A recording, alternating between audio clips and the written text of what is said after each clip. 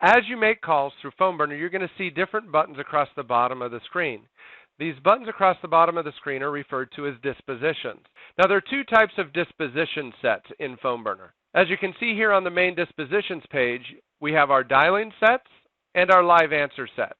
The dialing sets are the sets of buttons that you would see at the start of every call. So as soon as we start to call a prospect or a contact, you're going to see a set of buttons, and those are referred to as the dialing set. They're typically buttons like voicemail, no answer, or busy signal.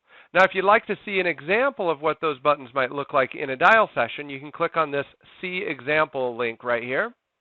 Here you can see an example of what those buttons might look like in a dial session. Now, obviously, what the buttons say and do will depend on how you configure your dispositions. These are just some common examples that you might see in a dialing set. So I'm going to go ahead and close out of that.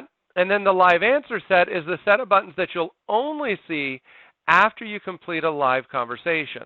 So these buttons will not be visible for every phone call. They will only be visible after a live conversation. And these buttons include things like interested, set appointment, not interested, do not call. If you'd like to see some examples of these, you can click on the See Example in the live answer set. And here's an example of some common buttons that you might want to use after a live conversation. I'm going to go ahead and close out of that. Your account should be configured with at least one dialing set and one live answer set.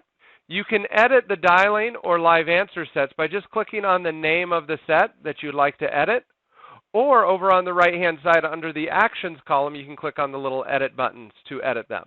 From this view, you'll be able to see how many buttons are in each of your sets. You can make a copy of any of your dialing sets or live answer sets. If you're part of a team and you're receiving a dialing or live answer set from another user, then you'll notice you will not have the option to delete a set that's being shared to you by somebody else. However, any set that's created in your personal account, you'll have the option to delete at any time. And if you're an admin, you'll be able to create dialing and live answer sets that you can then share with your team, so you don't have to go in and customize those disposition sets for each of your team members.